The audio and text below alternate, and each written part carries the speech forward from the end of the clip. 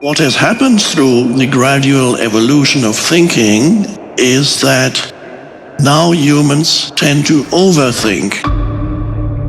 There is a lot of not only unnecessary thinking that generates unnecessary and in many cases non-existent problems, such as when you lie awake at night in bed and start worrying.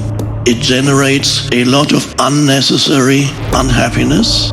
People don't realize that a significant part of the unhappiness in their lives is actually generated by unnecessary, negative, often destructive mind activity, and they don't even know it. Mindfulness is first of all discovering the simple fact that there is a voice in your head that continuously comments on your life. The body cannot distinguish between an event that's happening in the real life and what your mind is saying. So when you have fearful thoughts, the body reacts to every fearful thought, and that's an emotion. The body reacts with an emotion, the emotion you feel in your body. The body cannot distinguish between an actual event and a thought. So when you think fearful thoughts, the emotions you feel are the emotions that are saying, I am in danger. There is an actual danger here. So you feel the emotion of fear, anxiety, you feel agitated.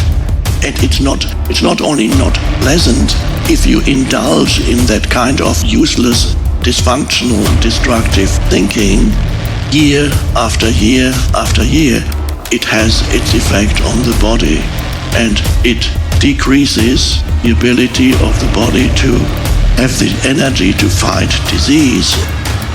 And for many people, interestingly enough, that self-talk is not always negative, but for many people it is more negative than positive. You can go on for a long time dwelling on something negative, much longer than dwelling on something positive.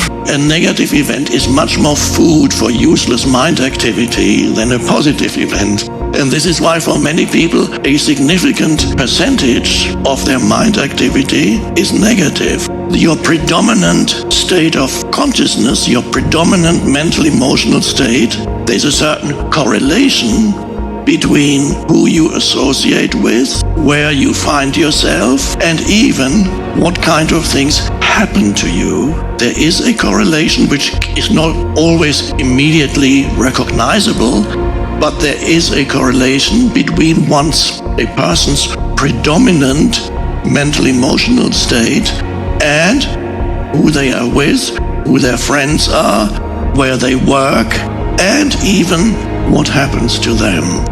So if you are in a very negative state a long time, you tend to attract also negative events, but you can only find that out for yourself. But the question is there an awareness behind the thinking? If you can become aware that you are indulging or caught up in that useless mind activity, and you suddenly become aware of perhaps certain repetitive thoughts that tend to reoccur in your mind again and again. But if you can discover, even in the midst, perhaps in the moment of a certain thought appearing in your mind, and you realize that many of those thoughts actually are not only unnecessary, but make your life very difficult. So it's vitally important to discover that there is a voice in your head that indulges in self-talk.